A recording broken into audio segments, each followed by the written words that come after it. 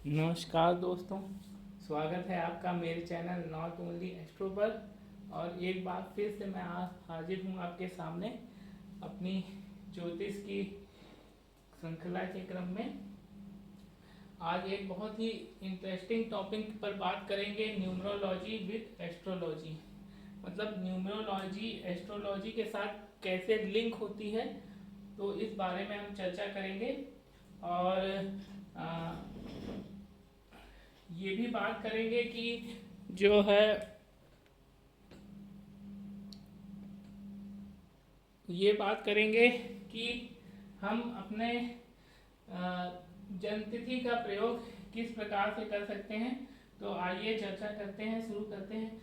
देखिए दोस्तों, जैसे मान लेते हैं न्यूमरोलॉजी में दो तीन अंक होते हैं, मूलांक एक और एक भाग। मूलांक जो हमारा लकी नंबर होता है, ठीक है, इसको हम जन्म तिथि की सिंगल पहली डेट को ऐड करके जो सिंगल एक डिजिट आती है, जैसे 29 मई 1989 किसी की जन्मतिथि है, तो उसमें 2 और 9 को ऐड कर देंगे तो 11 आएगा। 11 में 1 को ऐड करेंगे तो 2 आएगा।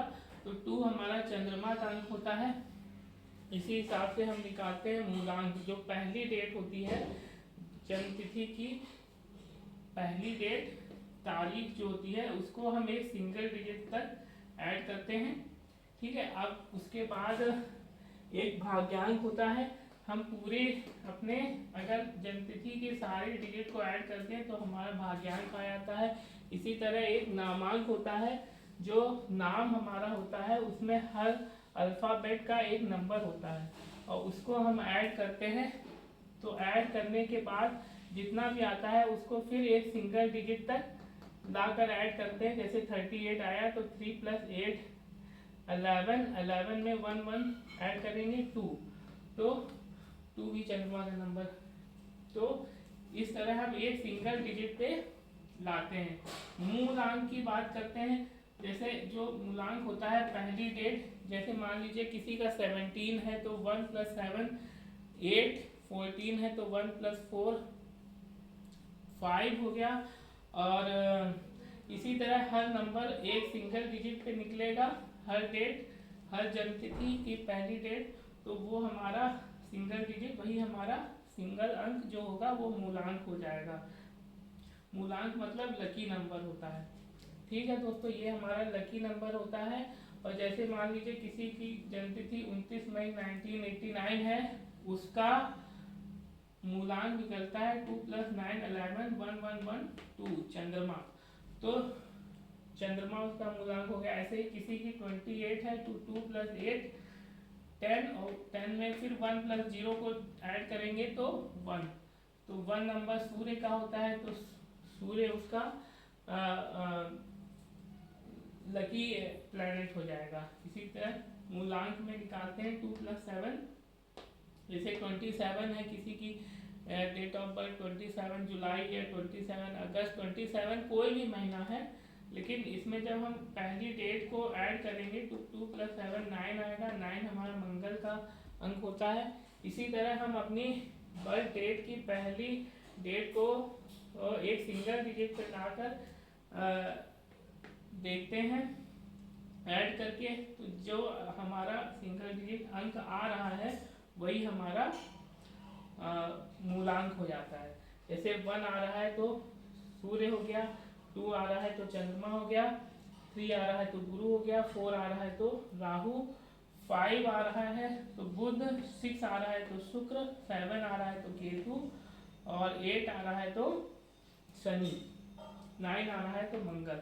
इसी तरह फिर 10 के बाद 10 से यही रिपीटिशन शुरू हो जाता है। 1 + 0 हो जाएगा 1 हो जाएगा। 11 का 1 + 1 2 हो जाएगा। 12 का 1 + 3 1 + 2 3 हो जाएगा, गुरु का अंक हो जाएगा। फिर 13 आएगा तो 1 + 3 4 राहु का, फिर 14 बुध का। ऐसे ही ये क्रम चलता रहेगा, ठीक है दोस्तों। तो ये हम मूलांक निकालना जान गए। मूलांक जैसे मान लीजिए आपका चंद्रमा आया, यहाँ पर हम एक उदाहरण लेंगे लग्न कुंडली के माध्यम से, जैसे मान लीजिए किसी की मेष लगन की ये कुंडली है, तो इसमें हम देखते हैं दोस्तों कि सबसे पहले ये देखते हैं कि इसमें सबसे मजबूत ग्रह कौन सा दिख रहा है हमको। देखिए आमतौर पर लोग देखते हैं कि मेष लगन हो गया तो मंगल, सूर्य और गुरु, ये त्रिकोण भाव, मेष राशि, सिंह राशि और धनु राशि का स्वामी गुरु, ये त्रिकोण भाव के स्वामी को आमतौर पे मजबूत मान लिया जाता है, शुभ मान लिया जाता है कि ये मेष लगन के लिए शुभ ग्रह है। होते भी हैं दोस्तों, लेकिन कभी कभी ऐसा होता है जैसे ये ग्रह अच्छी पोजीशन में नहीं है, जैसे मान लीजिए मंगल यहाँ पे लग्नेश है और अष्टमेश है, मंगल लगन का स्वामी होने के साथ मेन ग्रह है, लेकिन ये नीच का हो गया, कर्क राशि में हो गया, नीच का हो गया, तो यहाँ पे हम मंगल को मतलब बहुत ज़्यादा मजबूत ग्रह नहीं कह सकते। इसी तरह जैसे मान लीजिए इसी तरह गुरु है, गुरु नवमेश है, ठीक है, और द्वादश है। नवमेश होने के कारण भाग्य का स्वामी है, तो इसको हम मान के चलते हैं कि ये अच्छा है, शुभ है, लेकिन इसकी पोजीशन इस हिसाब से है कि ये मकर राशि में चला गया, नीच का हो गया, तो नीच का होने के कारण ये कमजोर हो गया, तो यहाँ गुरु भी अच्छा ग्रह नहीं माना जाएगा। इसी तरह हम अगर सूर्य की बात कर लेते हैं, सिंह राशि का स्वामी होने के साथ साथ सूर्य हमारा ग्रह है, वो मान लीजिए सूर्य भी इसमें बैठा हो तुला राशि में, नीच का हो जाए, तो ये भी हमारा उतना अच्छा ग्रह नहीं माना जाएगा, ठीक है, या अष्टम चला जाए या छठे पार में चला जाए। तो यहाँ पर कहने का मतलब ये है कि हमको मेन मुख्य ग्रह यहाँ पर जो हमारे थे वो उतने अच्छे मजबूत नहीं दिख रहे हैं, तो हम और ग्रह देख लेंगे, चौथे भाव का स्वामी भी देख लेते हैं, दसम का स्वामी देख लेते हैं। दसम का शनि है, लेकिन शनि 11वें का और 10वें का मालिक होने के कारण इतना शुभ ग्रह नहीं होता है मेष लगन में। चंद्रमा को हम देखते हैं, चंद्रमा चौथे का स्वामी है, जो अपने चौथे से चौथे जाकर बैठा है, 1 2 3 4, यहाँ से चौथे और सप्तम भाव में बैठा है और तुला राशि में बैठा है दोस्तों। तो यहाँ पे चंद्रमा हमारा मजबूत दिख रहा है, चंद्रमा मजबूत दिख रहा है, बस ये अस्त ना हो, इसकी डिग्री ऐसे हो कि ये सूर्य के कारण अस्त ना हुआ हो, ठीक है दोस्तों। तो चंद्रमा जैसे यहाँ पे मूलांक हमने जोड़ा था, मूलांक हमारा 2 निकला था, और चंद्रमा भी हमारा, ये मान लीजिए इसी पर्सन की कुंडली है, चंद्रमा भी हमारा अच्छा दिख रहा है, तो हम क्या कर सकते हैं कि अपना नाम ऐसे रख सकते हैं उस पर्सन का नाम कि वो उसकी डिजिट सब ऐड करके 2 नंबर पे आए, मतलब चंद्रमा के अंक पे आए। जैसे इनका नाम मान लीजिए तुला राशि का है, रा से निकल रहा है, तो इन्होंने मान लीजिए इनकी काश पटेल है, ये मैं एक सब उदाहरण लेके चल रहा हूँ, तो इन्होंने राहुल नाम रख लिया अपने बच्चे का, और ये जब हम ऐड अप करेंगे सारे डिजिट प्लस सरनेम भी जोड़ना है इसमें दोस्तों, याद रखिएगा, लोग यहाँ तक ही जोड़ते हैं, ये सही नहीं है क्योंकि हमारा पूरा नाम रखा जाता है। तो जब हम राहुल पटेल पूरा जोड़ेंगे तब ये हर अल्फ़ाबेट के अंक ऐड करके 38, मतलब 3 + 8 11 11 और 1 + 1 2 चंद्रमा पे आएगा। तो चंद्रमा पे हम इनका नाम रख सकते हैं। मान लीजिए यहाँ पे मुख्य ग्रह लग्न का स्वामी मंगल था, तो मंगल में इन्होंने एक और तुला राशि, क्योंकि तुला राशि है यहाँ पे, इन्होंने तुला राशि का नाम सोचा, जैसे मान लीजिए इसी तरह ये सिंह कोई सरनेम है इनका, मतलब इनका इन्होंने जोड़ा, इनका भी मुख्य ग्रह मान लीजिए मंगल है और चंद्रमा इनका अच्छा है, तो इन्होंने नाम जोड़ा, इन्होंने नाम रखा रोहित, तुला राशि होने की वजह से, और इनका जब सारे अल्फाबेट का ऐड अप करेंगे तो इनका 3 + 6 36 इनका सब आता है सम, और 3 + 6 9 मंगल आता है, लेकिन मंगल इनका नीच का है या अच्छे भाव में नहीं है, तो इनका क्या करेंगे, इनको भी हम सजेस्ट करेंगे कि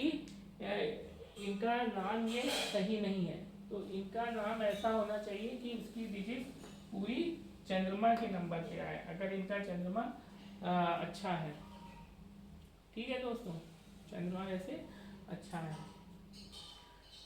तो इसी हिसाब से हम एक अन्य उदाहरण लेते हैं। जैसे मान लीजिए एक डेट ऑफ बर्थ ये है 28 मई 1989। तो इनका जब ऐड किया, इनका मूलांक हो गया 2 + 8 10, 1 + 1 0 1, मतलब सूर्य का नंबर इनका मूलांक हो गया। तो इनका सूर्य ग्रह देख लेते हैं। मान लीजिए ये कुंडली है, तो इसमें देखिए, इसमें मंगल 12वें चला गया लग्न का स्वामी, सही नहीं है। इसके बाद जैसे मान लीजिए गुरु भी इनका बहुत अच्छा नहीं है, मान लीजिए गुरु भी यहाँ पे आ गया, नीच का हो गया। तो ये मैं उदाहरण बता रहा हूँ केवल। तो ये भी, इसका भी नाम हम नहीं रख सकते गुरु के नंबर का, मतलब 3 नंबर का। और इसी तरह अगर हम ये बात करें कि फिर था गुरु के बाद सूर्य की बात करें, तो सूर्य इनका लगन में उच्च का हो गया, पंचम का स्वामी। तो सूर्य हमारा सही है।